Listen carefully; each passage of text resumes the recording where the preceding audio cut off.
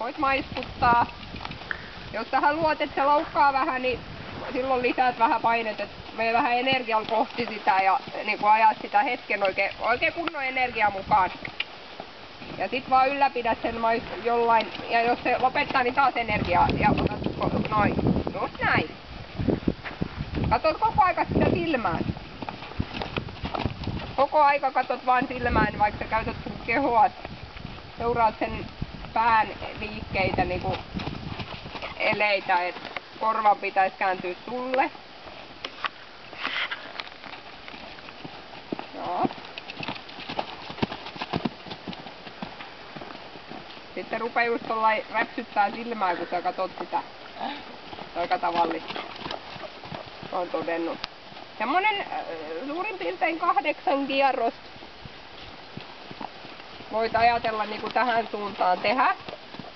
Ja sitten sä annat sille paljon tilaa, kun sä käännät suuntaan. Lähde niinku tavallaan tuonne vastakkaiseen suuntaan sen eteen. Niin että se periaatteessa voi kääntyä myöskin sisäänpäin. Se saisi mielellään jossain vaiheessa tehdä niin.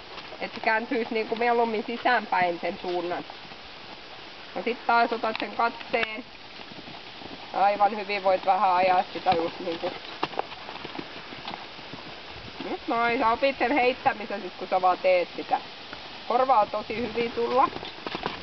Ja sitten kun se on tähän suuntaan mennyt kanssa semmosen reippaat 6-8 kierrosta, niin sä voit ruveta seuraamaan sen merkkejä. Sitten sä voit niinku vähän enemmän passivoitua, vähän vähemmän ajat sitä.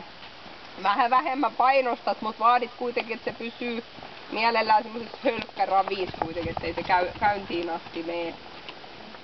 Maiskuttamalla ja sitten voit avata niinku sormet. Se on semmonen, ja levittää kädet just näin niinku sinne korvan suuntaan. Et se pysyy semmoisessa, se saa tulla nyt lähemmäksi sitten, kun sä rupeat seuraamaan sen kaikkia muita merkkejä, niin annat sen tulla pienemmälle, jos se haluaa, mut vaadit, että se liikkuu, pysyt sen vähän takana. Just niinku se 40-45 astetta sit tulla kääntää. Just noin. Sitten niinku paine heti just sillä, että paine pois sit kun se menee niin kuin sä haluat.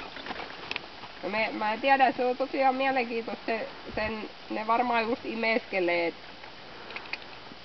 että sä saat vaan sit kun susta tuntuu, että se on rento ja korva on sulle ja tällähän ei ole kauhean luontainen toi pään laskeminen, vaikka